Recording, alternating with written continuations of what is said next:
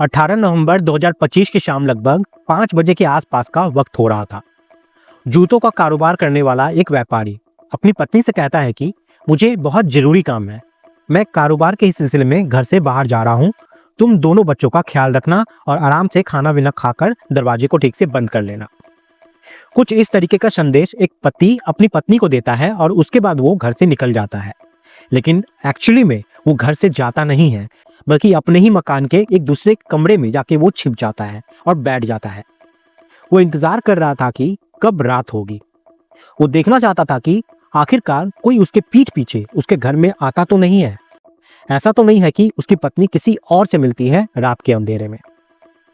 अब जैसे ही रात होती है तो जैसा वो सोच रहा था ठीक वैसा ही होता है। रात के लगभग 11 बजे के आसपास का वक्त हो रहा था, जब लोग सो चुके थे। इसी बीच घर का मुख्य द्वार खुलता है और एक व्यक्ति घर के अंदर आता है। उस महिला के 2 बच्चे थे, एक बेटा और एक बेटी। बेटा बेटी सो चुके थे और पत्नी उस व्यक्ति को लेकर अपने ऊपर वाले कमरे में पहुंच जाती है। लगभग 5 या 6 मिनट का ही समय यहाँ पे बीता था कि दोनों आराम से बैठे इत्मीनान से बातें कर रहे थे। तब उसी पत्नी का जो पति जो कि नीचे एक कमरे में छिपा हुआ था, वो सोचने लगता है कि अब मुझे ऊपर जाकर देखना चाहिए कि आखिरकार माजरा क्या है। अब जैसे ही वो ऊपर वाले कमरे में जाता है तो जाने के बाद जो दृश्य वो अपनी आंखों से देखता है, उसे देखकर वो हैरान रह जाता है। वो सोच में पड़ जाता है, क्योंकि उसने कभी भी ऐसा दृश्य उम्मीद ही नहीं किया था। दरअसल उसकी पत्नी उस व्यक्ति के साथ आपत्तिजनक स्थिति में थी, जो कि कुछ देर पहले ही उसके घर में प्रवेश किया था। पति को बेहद गुस्सा आता है और वो अपनी पत्नी से कहता है कि मुझे तुमसे बिल्कुल भी ये उम्मीद नहीं थी। किसी ने ये सच्ची कहा था कि तुम्हारी पत्नी तुम्हारे जाने के बाद किसी किसी से मिलती रहती है, उसकी एक बार पैरवी करके देखो। इसलिए बस मैं ये देखना चाहता था। उसके पति ने फिर गुस्से में कहा कि दिल निकलने दो, जब दिन निकलेगा उसके बाद मैं तुम्हें बिल्कुल नंगा करके पूरे मोहल्ले में घुमाऊंगा, तुम्हारी परेड करवाऊंगा और लोगों को दिखाऊंगा कि देखो तुम्हारी बेटी किस तरीके का कांड यहाँ पे करती है। और फिर इसके बाद आगे जो होता है उसकी किसी ने कल्पना तक नहीं की थी। इसमें यहाँ पे कत्ल होते हैं और कत्ल होने के बाद शरीर के 6 टुकड़े कर दिए जाते हैं और उन्हें इस तरह फेंका जाता है कि इस घटनाक्रम का कभी खुलासा ना हो सके। लेकिन पुलिस एक छोटे से क्लू की वजह से पूरा घटनाक्रम खोल देती है। न केवल घटनाक्रम बल्कि उसके पीछे छिपे शैतानी चेहरे भी सामने आ जाते हैं। लोगों को यकीन नहीं हो रहा था कि समाज में ऐसे ऐसे लोग भी रहते हैं। नमस्कार, मैं मुकेश। आज की जो सच्ची घटना मैं आपको सुनाने जा रहा हूँ, ये सच्ची घटना है उत्तर प्रदेश के जिला संभल की। जिला संभल के मुख्यालय से लगभग 20 किलोमीटर दूर चंदोसी है। चंदोसी कोतवाली क्षेत्र का एक इलाका है, पैतरवा रोड। पैतरवा रोड पर ही ईदगाह लगती है, जिसके पास ही एक गंदा सा नाला है। 15 दिसंबर 2025 की सुबह लगभग 9 बजे के आसपास का वक्त हो रहा था। कुछ राहगीर वहां से गुजर रहे थे तो उन राहगीरों को अजीब सी वहां पे दुर्गंध महसूस होती है। देखते क्या है कि कुत्ते किसी चीज को बार बार खींचकर सड़क की तरफ ला रहे थे। इसी बीच किसी समझदार और जिम्मेदार व्यक्ति ने 112 नंबर पर पुलिस को फोन किया और कहा, साहब ऐसा लग रहा है कि यहाँ पे इंसान का धर पड़ा हुआ है, आप यहाँ पे जल्दी से मौके पे आ जाइए। पूरी जगह की लोकेशन बताई जाती है और पुलिस की टीम मौके पे पहुंचती है। जैसे ही टीम पहुंचती है तो फिर नजदीकी पुलिस स्टेशन यानी कोतवाली प्रभारी अनुज तोमार को सूचना दी जाती है।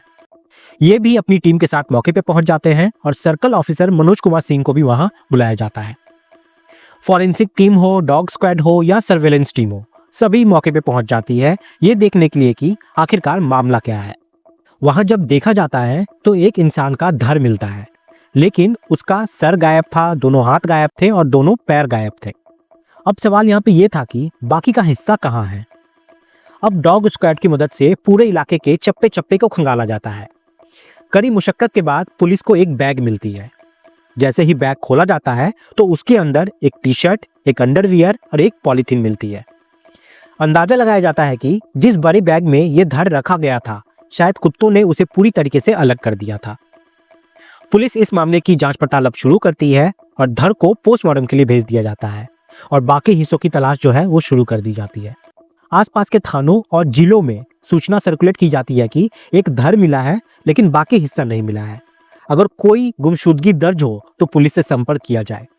सोशल मीडिया के अलग अलग प्लेटफॉर्म के जरिए भी जानकारी फैलाई जाती है और मुखबिरों को भी अलर्ट किया जाता है। इसी दौरान पोस्टमार्टम हाउस से पुलिस को फोन जाता है। कहा जाता है आप आइए, आपको कुछ दिखाना है। एसएचओ अनुज तोमर अपनी टीम के साथ पहुंचते हैं तो वहां दिखाया जाता है कि दाहिने हाथ की बाजू पर एक टैटू बना हुआ है। टैटू बड़े स्टाइल में था और उस पर लिखा हुआ था राहुल। यहीं से पुलिस को एक छोटा सा क्लू मिल जाता है। राहुल नाम के व्यक्ति की अब तलाश शुरू हो जाती है और फिर से सूचना को सर्कुलेट किया जाता है। तभी पुलिस को अपने ही थाने के कुछ अधिकारियों से पता चलता है कि मोहल्ला चुन्नी चंदोसी की रहने वाली एक महिला है, नाम रूबी है। ये 24 नवंबर 2025 को अपने पति की गुमशुदगी दर्ज कराने आई थी। उसने बताया था कि उसके पति अपने बहन के यहाँ किसी काम से गए थे, लेकिन वापस लौटकर नहीं आते हैं। अब दूसरी तरफ इसी बीच 72 घंटे पूरे होने पर धर का अंतिम संस्कार कर दिया जाता है। बाद में रूबी को थाने बुलाया जाता है और उससे पूछा जाता है कि क्या तुम्हारे पति गायब थे। वो कहती है कि हाँ साहब, गायब तो थे। पुलिस उससे कुछ सामान और फोटो दिखाती है और पूछती है कहीं ये तुम्हारे पति तो नहीं। रूबी यहाँ पे साफ साफ इनकार कर देती है, कहती है नहीं साहब, ये मेरे पति नहीं है।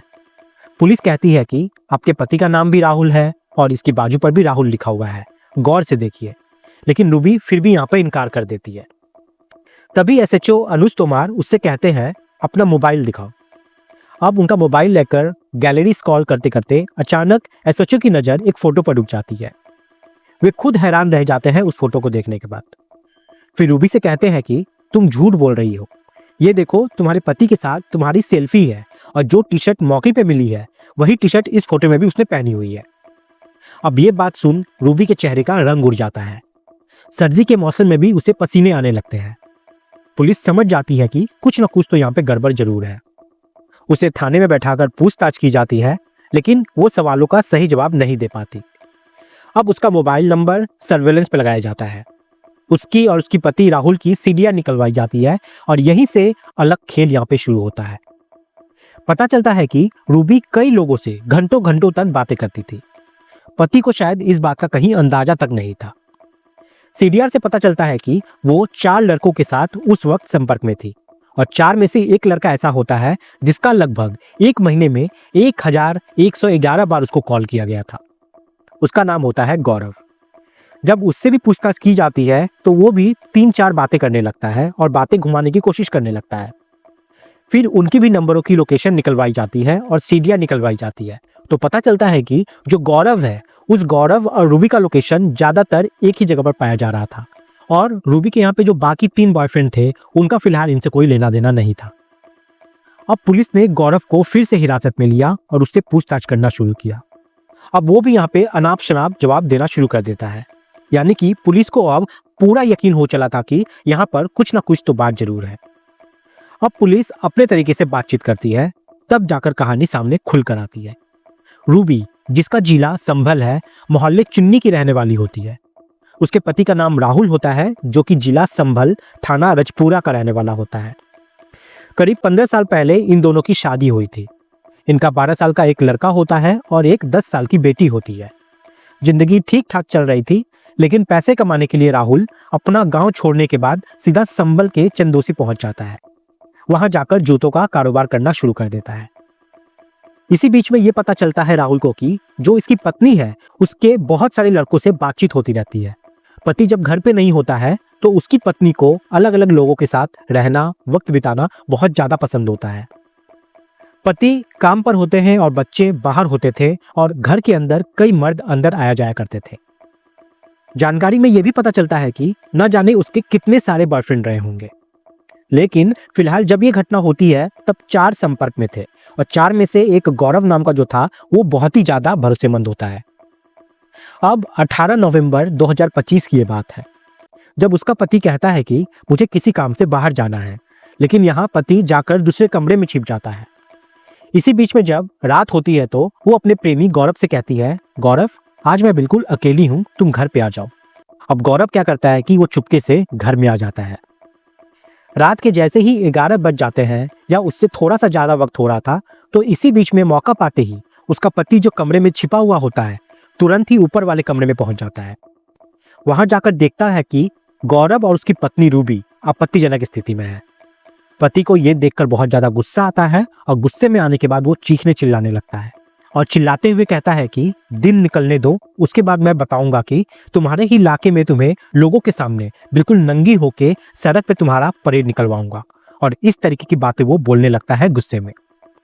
अब पत्नी यहाँ पे डरने लगती है, घबराने लगती है और उसके हाथ पैर जोड़ने लगती है।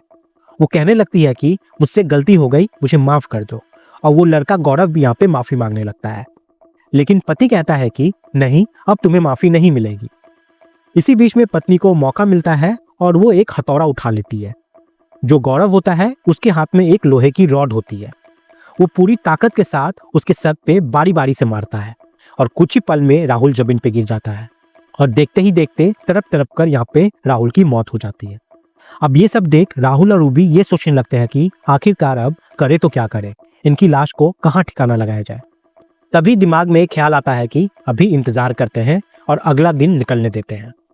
फिर दोनों मार्केट पे जाते हैं और वहां से प्लास्टिक की कुछ पन्नी खरीदते हैं। 2 बैग खरीदते हैं, एक बैग 450 की और एक बैग 700 की, और दोनों का पेमेंट यूपीआई के माध्यम से करते हैं। साथ ही एक ग्राइंडर मशीन भी लेते हैं और ग्राइंडर मशीन लेने के बाद वो सीधा घर आ जाते हैं। घर आने के बाद सबसे पहले जो शरीर है उसका गर्दन को अलग किया जाता है। उसके बाद वो उनके बाजुओं और पैरों को अलग करते हैं। काटने के बाद 2 बैग होता है, दोनों बैगों में उनको आराम से लपेटकर पूरी तरीके से पैक किया जाता है। पैक करने के बाद एक बैग को एक जगह फेंक दिया जाता है जिसमें धर रखा हुआ था और उसके कपड़े रखे हुए थे। उसके बाद वो मौका पाते ही एक गाड़ी किराए पर लेते हैं और फिर वो गंगा नहाने के बहाने उस कार में जाते हैं और जाने के बाद दूसरा बैग उस कार के अंदर रख लेते हैं। इसके बाद वहां वो जाते हैं और मौका पाते ही उस बैग को गंगा में बहा देते हैं। पूरी कहानी जानने के बाद पुलिस इस घटनाक्रम का 22 दिसंबर 2025 को खुलासा करती है।